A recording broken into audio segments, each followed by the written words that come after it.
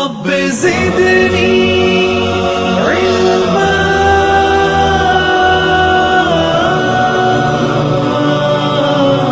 अच्छा चलो, इसको क्विकली से रिकैप करते हैं। IS-20 relates to accounting for government grants and disclosure for government assistance. इसकी समरी क्विकली से मैं आपको देता हूं। इसकी समरी ये है कि गवर्नमेंट जो है ग्रांट्स देती है to the businesses to meet some specific expenses, और कोई कैपिटल एक्सपेंसेस को मीट करने के लिए। अभी हम लोग कैपिटल एक्सपेंसेस और रेवेन्यू एक्सपेंसेस की बात करते हैं क्या है, इसकी छोटी सी एग्जांपल आगे भी मैं दे रहा था आपको। फॉर एग्जांपल, सस्ती रोटी की स्कीम गवर्नमेंट ने निकाली। उस सस्ती रोटी की स्कीम के लिए वो सस्ती रोटी कैसे अचीव होगी? अब जो नान शॉप वाले हैं वो कहते हैं भाई हमारी तो कॉस्ट कॉस्ट ही बहुत ज्यादा है, तो गवर्नमेंट कहती है अच्छा आप सस्ती रोटी दें, हम आपको आपके जितने गैस और बिजली और ये सारे बिल हैं उसके अगेंस्ट कुछ आपको पैसे दे देंगे, ग्रांट दे देंगे, ताकि आप अपने पैसे पे कर सके। ठीक है, एक तरीका तो ये है। दूसरा तरीका मैं अभी आपको बता रहा था, द सेकंड मेथड में भी कंपनी कहती है भाई आईटी, सॉरी गवर्नमेंट कहती है हम लोगों ने आईटी एक्सपोर्ट्स बढ़ानी है, उसके लिए आईटी कंपनीज चाहिए। आईटी कंपनीज को इन्वेस्टमेंट चाहिए। अच्छा, इन्वेस्टमेंट उनके पास है नहीं है, उनके पास सर्वर्स नहीं है, तो गवर्नमेंट कहती है अच्छा आपको क्या चाहिए? वो कहते हैं हमारे पास सर्वर नहीं है। गवर्नमेंट कहती है अच्छा ये पैसे लो, ये ग्रांट लो, इसके सर्वर खरीद लो। जो सर्वर यूज करके या जो भी इक्विपमेंट यूज करके यू कैन इंक्रीज द जो है एक्सपोर्ट कर सकते हैं। तो दो एग्जांपल्स जो हैं मैंने आपको अगर दी हैं, तो इन दो एग्जांपल को अगर हम लोग अकाउंटिंग की वर्डिंग में बात करें, इन दोनों एग्जाम्पल को अगर अकाउंटिंग की वर्ड में बात करें, तो एक जो पहले वाला है जहां पे नान वाले को वो गैस और बिजली के बिल के अगेंस्ट ग्रांट दे रही है, उसे हम लोग कहेंगे रेवेन्यू ग्रांट्स। और जो दूसरे वाले केस में आईटी कंपनी वाले को वो कह रही है ओके एसेट्स खरीद लो, आप जो है वो सर्वर खरीद लो, उसको कहेंगे कैपिटल ग्रांट। अच्छा, ये दोनों वर्ड आए कहां से, रेवेन्यू और कैपिटल का? ये आते हैं IS-16 से। IS-16 बेसिकली एक्सपेंसेस को दो हिस्सों में डिवाइड करता है। वो कहता है एक्सपेंसेस या तो रेवेन्यू एक्सपेंसेस हो सकते हैं या कैपिटल एक्सपेंसेस हो सकते हैं। देखो समझने की बात यह है, आपने कुछ भी खर्चा किया, खर्चा तो किया ना, अच्छा उस खर्चे के अगेंस्ट क्या होगा? या तो वो खर्चा आपका लॉन्ग टर्म बेनिफिट देगा आपको, लॉन्ग टर्म बेनिफिट होता है एक साल से ज्यादा के लिए, या वो खर्चा आपको एक साल से कम के लिए बेनिफिट देगा। अगर वो खर्चा आपको एक साल से ज्यादा का बेनिफिट दे रहा है तो उसे हम लोग कहते हैं कैपिटल एक्सपेंडिचर, और उसे हम लोग कैपिटलाइज कर लेते हैं एज एन एसेट इन और बैलेंस शीट और स्टेटमेंट ऑफ फाइनेंशियल पोजीशन। अगर आपका खर्चा ऐसा हो, देखो खर्चा हम करेंगे क्यों? क्योंकि कोई बेनिफिट मिलेगा। अगर आपने एक ऐसा खर्चा किया जो कि एक साल से कम का बेनिफिट देता है, तो उसे हम लोग कहेंगे दैट इज रेवेन्यू एक्सपेंडिचर। जैसे फॉर एग्जांपल आपने बिजली का बिल, वो एक साल के अंदर अंदर ही फायदा देगा ना, ये तो नहीं है कि आपने एक दफा बिजली का बिल पे किया तो सालों साल आप चलाते रहे। ठीक है, तो वो रेवेन्यू एक्सपेंडिचर हो गया। यहाँ दूसरा जो है वो कैपिटल एक्सपेंडिचर हो गया। और in short capital expenditures are basically और एसेट्स जो कि नॉन करंट एसेट्स होते हैं, और रेवेन्यू एक्सपेंडिचर्स आर बेसिकली और करंट एसेट्स। कोई सवाल यहां तक? नहीं सर। ठीक है। अच्छा, जनरल प्रिंसिपल क्या है? IS-2 में दो प्रिंसिपल आते हैं जनरल प्रिंसिपल, एक प्रूडेंस है एक एक्रूवल्स है। प्रूडेंस क्या कहती है? Grants should not be recognized until the conditions for the receipt has been complied with and there is reasonable assurance that the grant will be received। देखो, वो कहता है आपने ग्रांट को तब तक रिकॉग्नाइज नहीं करना जब तक रिसीट, जो जो कंडीशन ऑफ रिसीट है वो पूरी ना हो गई हो। जैसे फॉर एग्जांपल, बड़ी प्रैक्टिकल एग्जांपल देता हूं, हमारी यूनिवर्सिटी में कॉन्फ्रेंस हो रही है, उसके लिए HEC ग्रांट देती है। ठीक है, अच्छा अब वो ग्रांट कब मिलेगी? वो ग्रांट लेटर ऑन मिलेगी, जब भी मिलेगी खर्चा कर लेंगे उसके अगेंस्ट हमें वो पैसे मिल जाएंगे। लेकिन उन्होंने एक लेटर इशू कर दिया कि हम लोगों ने आपको इतनी ग्रांट दे दी। अच्छा, अब उन्होंने लेटर इशू कर दिया, हम उसे रिकग्नाइज कब करेंगे? रिकग्नाइज उसे सिर्फ और सिर्फ तब करेंगे अगर उस लेटर में उन्होंने जो जो कंडीशन लिखी थी वो हम पूरी कर लेंगे, तो फिर हम लोग उस ग्रांट को रिकग्नाइज कर लेंगे। ठीक है। अच्छा, दूसरा प्रिंसिपल क्या है? Accruals. Grant should be match with the expenditure towards which they were intended to contribute. तो ग्रांट सिर्फ और सिर्फ उस पर्पस के लिए होनी चाहिए जिस पर्पस के लिए एचईसी ने लेटर में लिखा कि आप इस ग्रांट को इस पर्पस के लिए यूज कर सकते हो, दैट्स इट। आप ये नहीं कर सकते कि ग्रांट किसी और पर्पस के लिए दी गई और आप यूजेज किसी और पर्पस के लिए कर रहे हो। तो IS-20 में दो जनरल प्रिंसिपल, प्रूडेंस और एक्रूअल्स, लगना ही लगना है, ठीक है। आगे ये, रिक्वायरमेंट होगी तो वो ग्रांट देंगे ना। दोबारा बोलो। सर मैं कह रहा हूँ अगर जैसे आपने यूनिवर्सिटी का बोला है ना, हाँ एचईसी हाँ देती है हाँ ग्रांट, हाँ हाँ तो वो हाँ। सर यूनिवर्सिटी उनको रिक्वायर करेगी कि हमें ये ग्रांट चाहिए, तो तब वो देते हैं ना, वैसे यस। अपने से तो नहीं वो नहीं नहीं कहेंगे। नहीं नहीं, रिक्वायरमेंट होती है तो वो करते हैं। ठीक है। ठीक है ना? अच्छा जी, आगे डेफिनेशंस उसने कुछ दी, you can read your definitions by yourself as well. कि government grant refers to government agencies and similar body, whatever, जो चीजें ये होती हैं, ये इसको थोड़ा सा पढ़ लेना, ठीक है जी। हम लोग आते हैं रेवेन्यू ग्रांट्स की ट्रीटमेंट के ऊपर, कि रेवेन्यू ग्रांट्स की ट्रीटमेंट हम लोगों ने कैसे करनी है। अच्छा, क्या कहता है, कहता है the recognition of grant will depend upon the circumstances. पहले रेवेन्यू ग्रांट की बात हो रही है। रेवेन्यू ग्रांट कौन सी है? वो ग्रांट जो कि टूवर्ड्स एक्सपेंडिचर दी जा रही है, जो कि 1 साल से कम के हैं, एक्सपेंसेस को मीट करने के लिए जो ग्रांट दी जा रही है, वो रेवेन्यू ग्रांट है। The recognition of grant will depend upon the circumstances. If the grant is paid when evidence is produced that certain expenditure has been incurred, the grant should be matched with that expenditure. Simple सी बात है, आपने already जो है वो खर्चा कर दिया, ठीक है। खर्चा किस पे किया? जो भी आपने काम किया आपने खर्चा कर दिया, और आपने गवर्नमेंट को कहा भाई ये खर्चा हुआ है, इसके अगेंस्ट हमें ग्रांट दे दो, तो आप उसी खर्चे के अगेंस्ट उस ग्रांट को मैच करेंगे। कहते हैं if the grant is paid on different basis, like achievement of non-financial objectives such as creation of specified number of new jobs, the grant should be matched with the identifiable cost of achieving the objective। वो कहता है आपको government कहती है भाई आपने इतनी employment increase करनी है। फॉर एग्जांपल आपके पास 20 एम्प्लॉयज हैं, तो हमें 1 साल के अंदर अंदर आप 50 एम्प्लॉयज करें ताकि एम्प्लॉयमेंट बढ़े। अच्छा, वो 50 एम्प्लॉयज 20 से 50 कैसे होंगे? आप कहते हो हमारे पास तो पैसे ही नहीं है। गवर्नमेंट कहती है will give you the salaries, ठीक है। तो अब क्या करेंगे आप जी, जब 20 से 30 एम्प्लॉय हो जाएंगे, तो आपने 10 एम्प्लॉयज ऐड कर दिए, गवर्नमेंट 10 एम्प्लॉयज की जो है वो, अच्छा, गवर्नमेंट ने आपको ग्रांट दे दी हुई है, लेकिन आप कितनी मीट करेंगे? आप सिर्फ वो 10 एम्प्लॉयज की ग्रांट से मीट करेंगे। फिर आपके 10 और बढ़ गए, फिर आप उसकी कॉस्ट से मीट करेंगे, फिर 10 और बढ़ गए। इस तरह जो जो ऑब्जेक्टिव जो है वो मीट होता रहेगा, आप उसके अगेंस्ट उसे जो है वो रिकग्नाइज करते जाएंगे, ठीक है जी। Presentation of revenue grants, present कहां करना है? कहते हैं IS-20 allows such grants to either be presented as a credit in statement of profit और लॉस और डिडक्टेड फ्रॉम रिलेटेड एक्सपेंस। अब वो IS-20 आपको जो है वो दे रहा है, क्वेश्चन दे रहा है। वो कहता है आपको पैसे मिल रहे हैं, ठीक है, आप क्या करें? आप उसे as an other income presented as credit in statement of profit and loss, ये अदर इनकम में आएगी ना, तो अदर इनकम में उसको ले जाए प्रॉफिट एंड लॉस में, कि अदर इनकम गवर्नमेंट ग्रांट करके। या आप क्या करें, जो आपका रिलेटेड एक्सपेंस है जिसके अगेंस्ट आपको ग्रांट मिल रही है, उसमें से डायरेक्टली उसको डिडक्ट कर दें, बाकी का एक्सपेंस जो है वो रिकग्नाइज कर लें, ठीक है जी। कोई सवाल यहां तक? नहीं सर, सही है। ओके। आगे वो रेवेन्यू ग्रांट की प्रेजेंटेशन कर रहा है कि इसके स्पोर्टर्स क्या कहते हैं। तो दोनों स्पोर्टर हैं, एक डिडक्शन वाला स्पोर्टर भी है, और जो है वो जो क्रेडिट करने वाला भी है। स्पोर्टर ऑफ दिस मेथड, जो कि क्रेडिट करने वाला है, वो कहते हैं claim that it is inappropriate to net income and expenses items, and that separation of grant from expense facilitates comparison with other expenses not affected by a grant। तो कहते हैं अलहदा से दिखाओ, आप नेट ऑफ ना करो। जबकि डिडक्शन फ्रॉम रिलेटेड एक्सपेंसेस वाले क्या कहते हैं? कहते हैं it is argued that with the method the expenses might well have been incurred by the entity if the grant had not been available, and presentation of expense without offsetting the grant may therefore be misleading। और ये वो बात कहता है, ठीक है जी। एक illustration वो यहाँ पे कर रहा है, इलिस्ट्रेशन ऑलरेडी हुई हुई है सॉल्व। हम लोग जो है उसकी अगर टेस्ट अंडरस्टैंडिंग आ गई आगे तो वो वाले कर लेंगे, ठीक है। अभी इसको सॉल्व कर लेंगे। कैपिटल ग्रांट्स, कैपिटल ग्रांट्स क्या कहता है?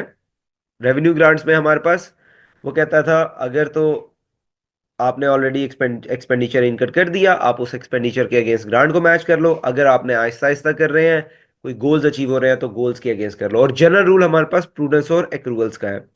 और आप कैसे कर सकते हैं? आप यहां से क्रेडिट एज अ क्रेडिट सीधा प्रॉफिट एंड लॉस में ले जाएं, या नेट ऑफ कर लें, ठीक है। जबकि कैपिटल ग्रांट में वो क्या कहता है? वो कहता है IS-20 permits IS 20 permits two treatments. Write off the grant, कौन सी capital grant, against the cost of non current asset and depreciate the reduced cost. वो कहता है जो आपको कैपिटल एक्सपेंडिचर के अगेंस्ट ग्रांट मिल रही है, आपने कोई एसेट खरीदना है, तो जो एसेट की कॉस्ट होगी उसमें से ग्रांट को माइनस कर दो, बाकी जितनी कॉस्ट रह जाएगी ना उसको डिप्रिसिएट कर लो। या क्या करो, treat the grant as deferred credit and transfer a portion to revenue each year, so offsetting the high depreciation charge on original cost. अच्छा, डेफर्ड क्रेडिट क्या होता है? बेसिकली ये लाइबिलिटी होती है। आपको ग्रांट मिल गई, आपने ग्रांट को रिसीव करके एज अ लाइबिलिटी अपनी बैलेंस शीट में ले गए। अब हर साल जूं जूं आपका रेवेन्यू आता जाएगा, आप क्या करेंगे, आप अपने जूं जूं हर साल गुजरता जाएगा, आप उस हिसाब से उसको अपने रेवेन्यू में ऐड करते जाएंगे। तो जो हाई डेप्रिसिएशन होगी due to that capital asset, वो ऑफसेट होती रहेगी। ये अभी हम लोग इसके क्वेश्चन करेंगे तो आपको उसका आइडिया हो जाएगा। कोई सवाल, इसका कोई प्रॉब्लम अभी तक? नहीं सर, अभी तक तो नहीं। ओके। वो कहता है treatment of capital grant, further कह रहा है, कहता है grants of purchases of non current assets should be recognised over the expected useful life of the related asset. IS 2 permits two treatments, both are equally acceptable. Method 1 वही initial recognition में से कर लो, ये वही उसको रिपीट कर रहा है, हम दोबारा उस पर नहीं आते। टेस्ट योर अंडरस्टैंडिंग 5 पे जाते हैं डायरेक्टली। क्या कहता है? कहता है कैपिटल ग्रांट्स का, an entity opens a factory and receives a government grant of 15,000 in respect of capital equipment costing 100,000। तो पहले हम लोग जो है डेटा लिख लेते हैं साथ।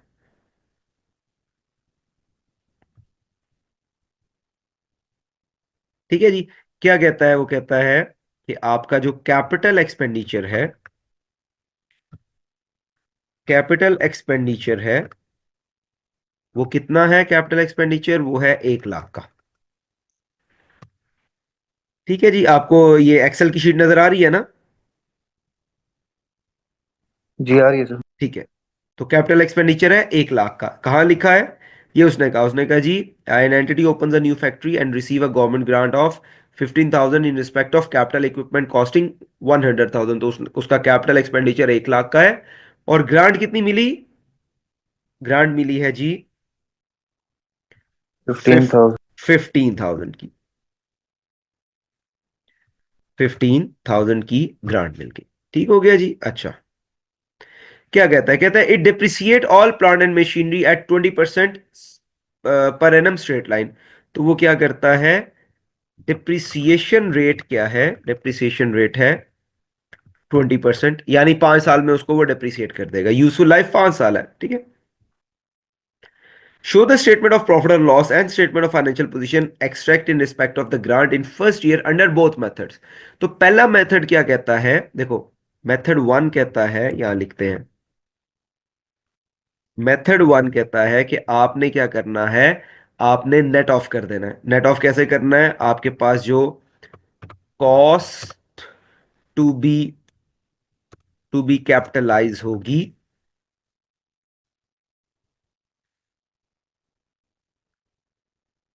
वो कितनी होगी? वो कहता है 100,000 में से आप 15,000 को माइनस कर दें।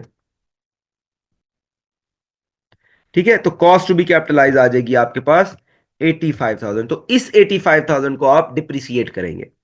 ठीक है, 5 सालों में। तो हमारे पास फिर क्या होगा अगर हम लोग एक्सट्रैक्ट बनाना चाहें यहां पे? 1 मिनट, सिर्फ फॉर्मेट सेल,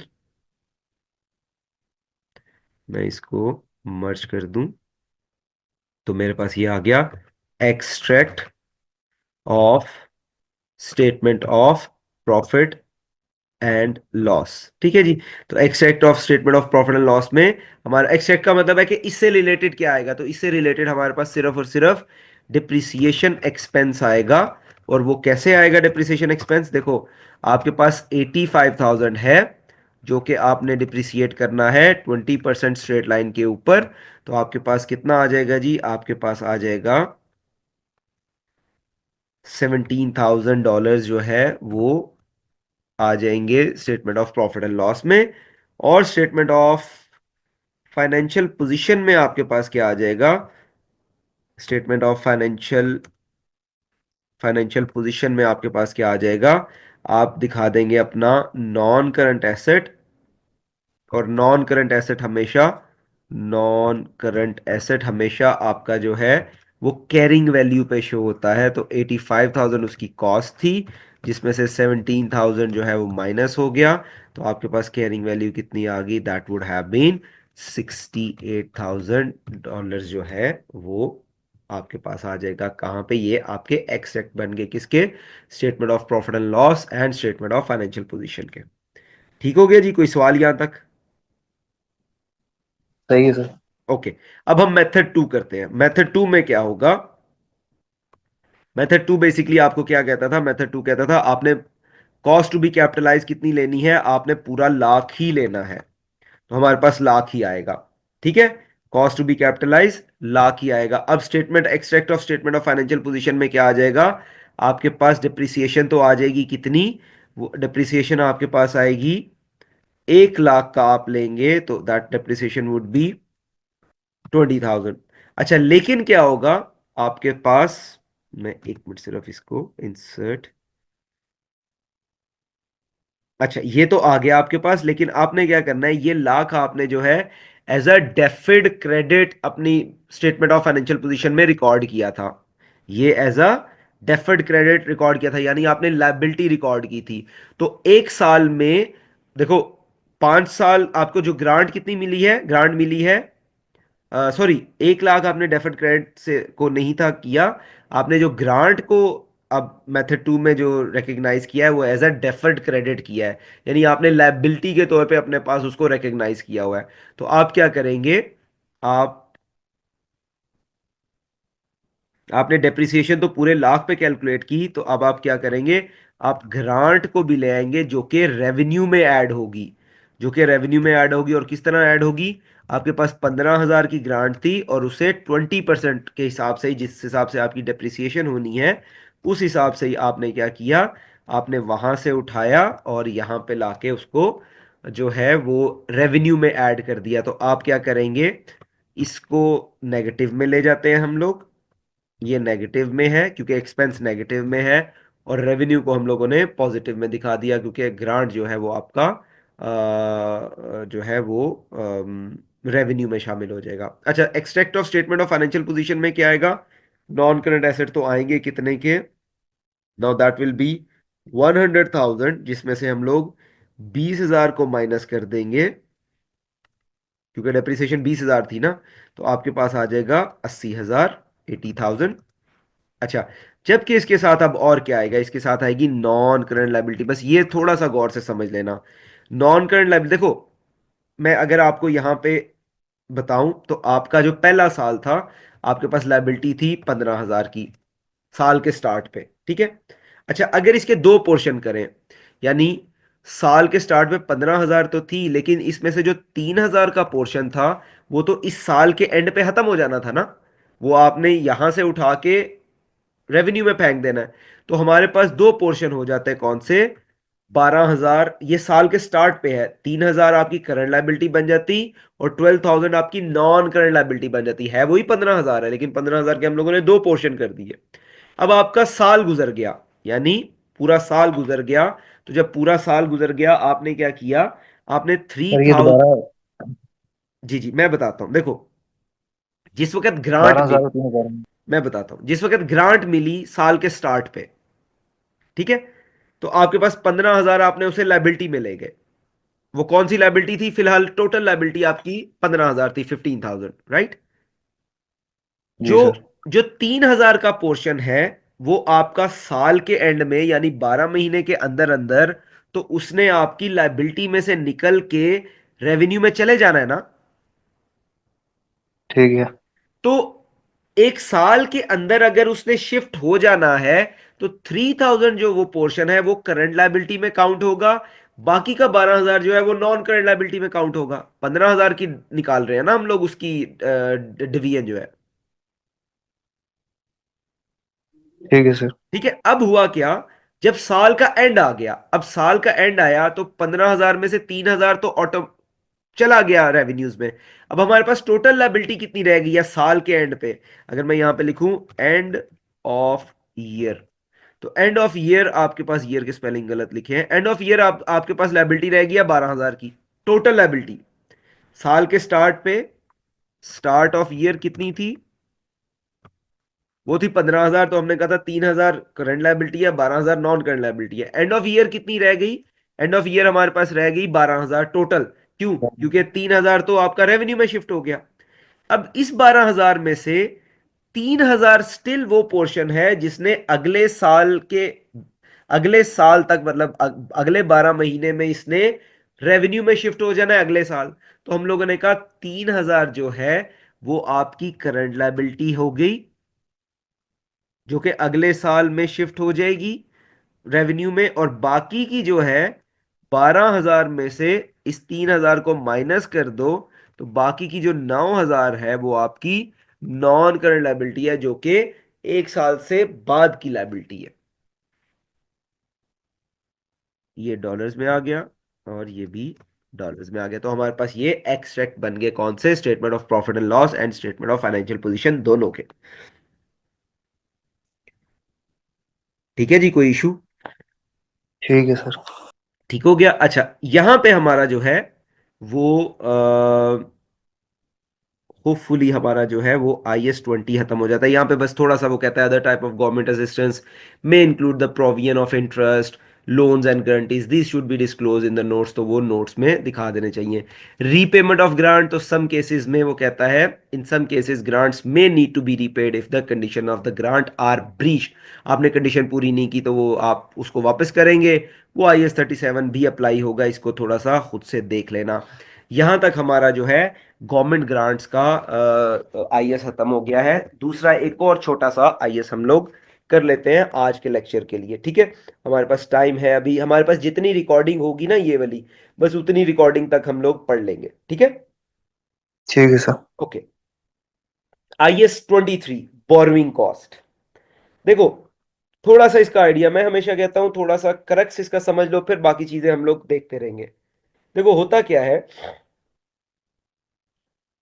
हम लोग समटाइम्स ये होता है कि कुछ नॉन करंट एसेट्स के लिए हम उधार उठाते हैं, दो दैट्स हराम, इंटरेस्ट इज हराम, लेकिन चूंकि पार्ट है तो इसलिए we have to read it. इसमें जो चीजें हैं वो हराम हैं चीजें, ठीक है? That is not acceptable in Islam, लेकिन बुक में है तो वी गो थ्रू इट। हम नॉन करंट एसेट बनाने के लिए अगर उधार लेते हैं, लेट्स सपोज आपने 50 लाख उधार लिया, ठीक है? क्या बनाने के लिए? दुकान बनाने के लिए। एक दुकान आपने बनानी थी, उसके लिए आपने 50 लाख उधार लिया।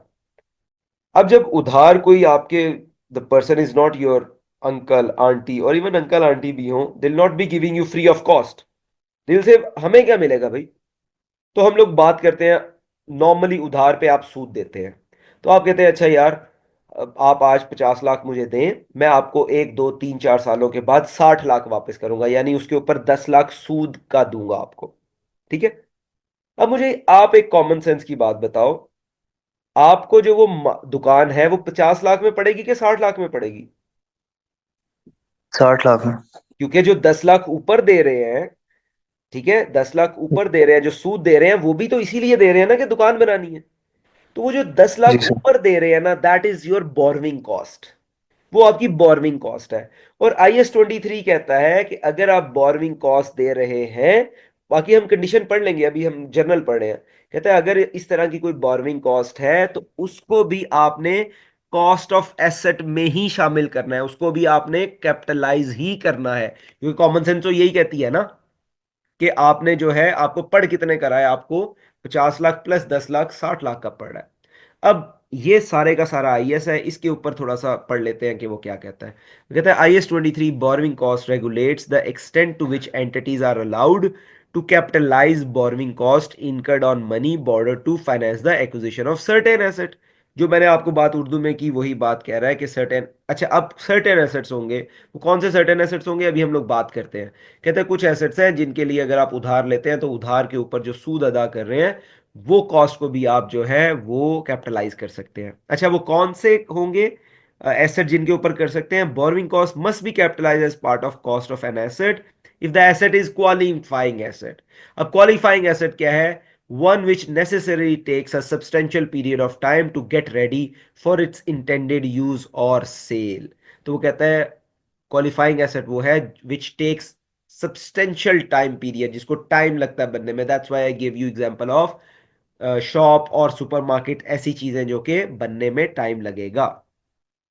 अब वो कहता है कमेंसमेंट ऑफ कैपिटलाइजेशन, यानी किस डेट से आपने कैपिटलाइज करना स्टार्ट करना है।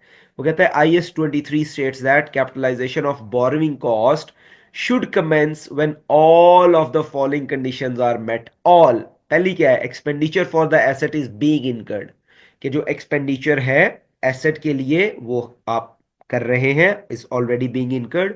Borrowing cost are being incurred, जो खर्चा आप सूद भी उसके ऊपर, क्योंकि आपने जो उधार रकम लिया उसके ऊपर सूद भी दे रहे हैं। और activities that are necessary to prepare the asset for its intended use or sale are in progress. तो ये जब तीनों कंडीशन पूरी होंगी तब आप अपनी कैपिटलाइजेशन, वो जो सूद को भी कॉस्ट ऑफ एसेट में शामिल करके उसको कर सकते हैं। ठीक है। The rate of interest to be taken, वो कहता है कौन सा इंटरेस्ट रेट लेंगे। तो वो कहता है where the funds are borrowed specifically to acquire a qualifying asset, borrowing cost which may be capitalized are those actually incurred less any investment income on the temporary investment of borrowing during the capitalization period. बहुत simple है। वो कहता है आपने उधार पे लिया, ठीक है, उधार पे रकम ली। अब आपने 50 लाख उधार पे लिया, ठीक है, उसके ऊपर आपने 10 लाख सूद देना है। ओके, लेकिन 50 लाख कट्ठे का कट्ठा तो नहीं लग जाना, क्योंकि आपका क्वालिफाइंग एसेट जो है वो ऐसा है कि वो टाइम लेता है बनने में। तो आपने क्या किया, पहले 10 लाख लगना है, फिर 20 लाख लगना है, तो बाकी का जो 30 लाख था आपने कहीं इन्वेस्ट कर दिया टेम्पररी, कि वहां से भी कुछ आ जाए। अच्छा, वहां से आपके पास 3 लाख आ गया, तो अब आपने कौन सा इंटरेस्ट रेट लेना है। आप जो 10 लाख पे कर रहे हैं उसमें से ये 3 लाख को माइनस कर देंगे, बाकी का 7 लाख आप कैपिटलाइज कर सकते हैं। और अगर इसका रेट निकाल लेंगे तो रेट निकाल लेंगे। कोई सवाल यहां तक? नहीं सर। ओके। इसके ऊपर एक छोटा सा क्वेश्चन है, वो करते हैं। Test your understanding 6। कहते हैं Wilson received an 18 million 5% loan. Wilson received an 18 million 5% loan on 1st January 2018 to finance the construction of new factory। तो हम क्या करते हैं, हम डेटा लिखते जाते हैं, जल्दी जल्दी थोड़ा करते हैं ताकि हमारा टाइम ना लगे। ठीक है जी, क्या डेटा है जी। लोन कितना लिया उसने, लोन उसने लिया है 18 मिलियन, राइट। 18 मिलियन, तो मैं इसको 18 मिलियन है 1 2 3 1 2 3, ठीक है जी। $18 मिलियन लिया उसने। रेट क्या था, रेट था जी 5% का। और डेट क्या थी, डेट थी जी 1 जनवरी 2018, 1 जनवरी 2018। ठीक हो गया जी। अच्छा, क्या कहता है आगे, to finance the construction of new factory. तो factory is a qualifying asset, ठीक है। As the funds were not required immediately, Wilson invested 6 million in 2% bonds until 31st मई 2018। तो उसने क्या किया, उसने इन्वेस्टमेंट कितनी कर दी, उसमें से उसने इन्वेस्टमेंट कर दी 6 मिलियन की। किस रेट पे, रेट था जी 2%। और कब तक की उसने, 31 मई तक, अनटिल 31 मई, यानी 1 जनवरी से ही शुरू की होगी। तो टिल टिल डेट कहां तक उसने की, 31 मई 2018 तक। ठीक हो गया जी। अच्छा, कहते हैं construction of factory began on 1 March 2018। तो कंस्ट्रक्शन जो है कब शुरू हुई, कंस्ट्रक्शन शुरू हुई 1 मार्च 2018 को। ठीक है। अच्छा, वो कहता है एंड वाज कंप्लीटेड ऑन 31 दिसंबर। तो कंप्लीट कब हो गई, कंप्लीट कब हुई? वो हुई 31 दिसंबर 2018 को। Calculate the amount of interest to be capitalize in respect of factory as at 31 दिसंबर 2018। वो कहता है बताओ कितनी जो है वो होगा इंटरेस्ट जो कि चार्ज होगा इन रिस्पेक्ट ऑफ, जो कि कैपिटलाइज होगा। ठीक है, तो बहुत सिंपल है। देखो, पहली तो बात यह है कि उसने लिया लोन, कब लिया? उसने लोन लिया 1 जनवरी को।